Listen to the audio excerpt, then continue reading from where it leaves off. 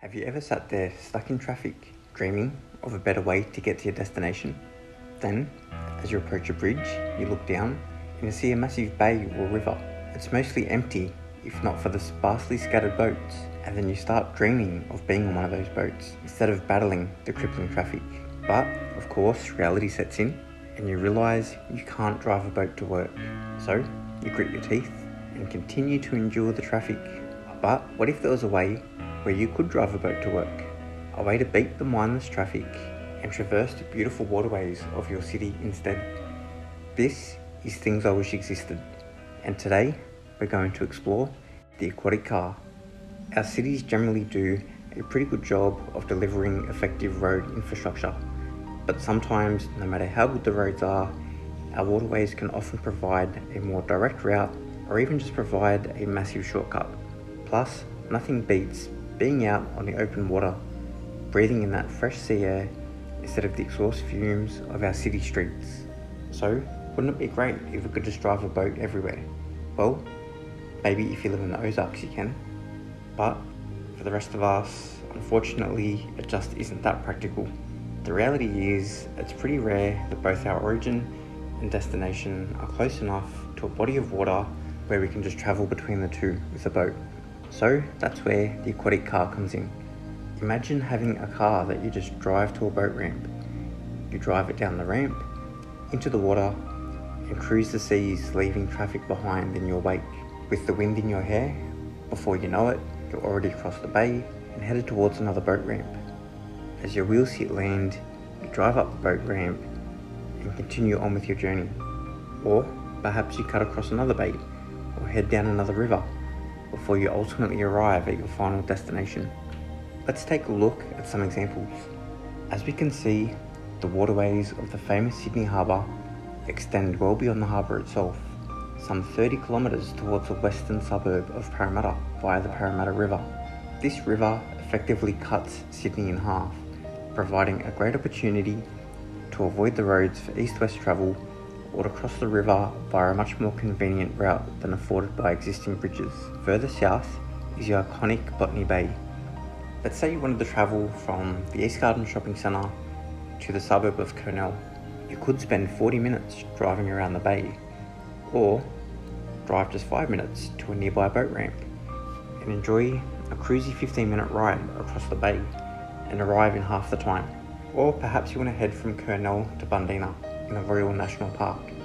You could spend almost 50 minutes having to drive around Port Hacking and the National Park to get to Bundeena, or you could just go for a 15-minute drive to Cronulla and then another 15-minute cruise across the water, arriving at Bundeena in just half an hour.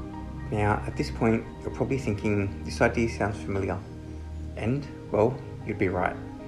People have been dreaming of the aquatic car since before cars existed.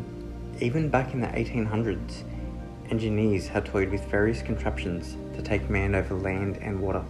Whilst these contraptions appear to be lost to history, for most of us, the earliest examples of amphibious vehicles we might be familiar with are likely to be from times of war. During World War II, US forces used LVT vehicles for beach landings and then to continue the attack on land. German forces used a Schwimmwagen, which was produced by both Volkswagen and Porsche. To this day, it still remains the most successful amphibious vehicle ever produced, with more than 14,000 units built.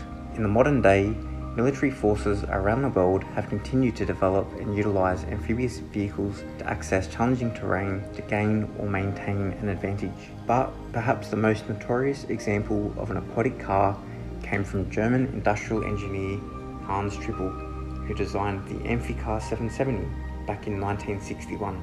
Manufactured in Germany by Quant Group, just 3,878 units of the famed Amphicar were made over the course of the following 4 years. It was named the 770 for its ability to travel up to 7 miles per hour on water and up to 70 miles per hour on land. In 1965, as a proof of concept, 2 Amphicars even drove the full length of the Yukon River in Alaska. And later that year, 2 cars also made the trip across the English Channel. Although being considered relatively good as an amphibious vehicle, the Amphicar ultimately met its demise for being a not particularly good car, nor being a particularly good boat, and requiring excessive maintenance. Despite its lackluster performance, the Amphicar still managed to make quite the name for itself, with one being owned by former US President Lyndon B. Johnson, and some vehicles even being used by the Berlin Police Department and some used as rescue vehicles. In popular culture, it even appeared in a 1983 Madonna music video and was referenced in a season 5 episode of The Simpsons. Even still to this day, some re-engineered Amphicars can actually be ridden as an attraction at Walt Disney World's Disney Springs in Orlando, Florida. And so as this attraction pays homage to the dreams of the past, in recent years, several companies have popped up to keep the dream of the aquatic car alive into the future. Let's take a look at some of these now. During the 2010s, US company Aqua Car produced the Panther, which can travel up to 40 miles per hour on water. This was then followed by the larger XL Panther, with the last remaining units now selling for $225,000 US.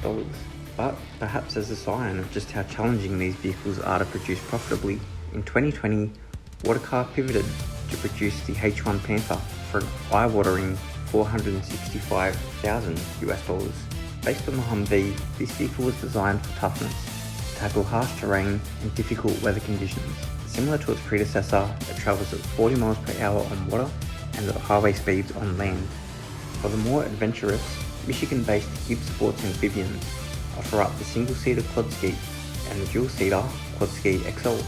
As the name suggests, these four-wheeled vehicles with the BMW Motorrad K1300 engine give riders an ATV-like experience on land and a more jet ski-like experience on water.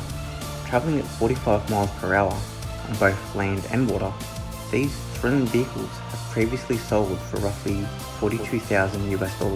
But not one to sit still, this innovative company has prototyped a two-wheel biski, a three-wheel tri-ski, and a more buggy-like vehicle, the Terraquad.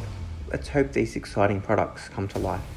Our next example is an absolute beast. Conceived from Ukrainian company Atlas ATV is the Atlas. This intimidating machine can carry up to 12 people and adjust its own tyre pressure, taking the concept of an aquatic vehicle to a whole new level.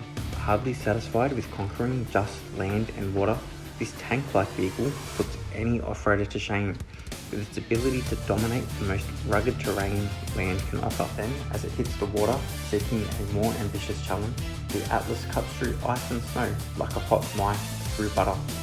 Finally, you have the Aqueduct, an aptly named bus/boat that harkens back to my childhood. These now iconic vehicles, based on the Gold Coast in Queensland, Australia, have taken tourists on tours at both land and sea since 1996. The Aqueducts were based off 1950s Lark Vs from the US military.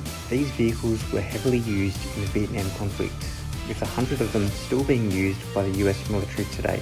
It cost more than $500,000 Australian to convert original Lark Vs to the 30-seater Aqueducts we see today.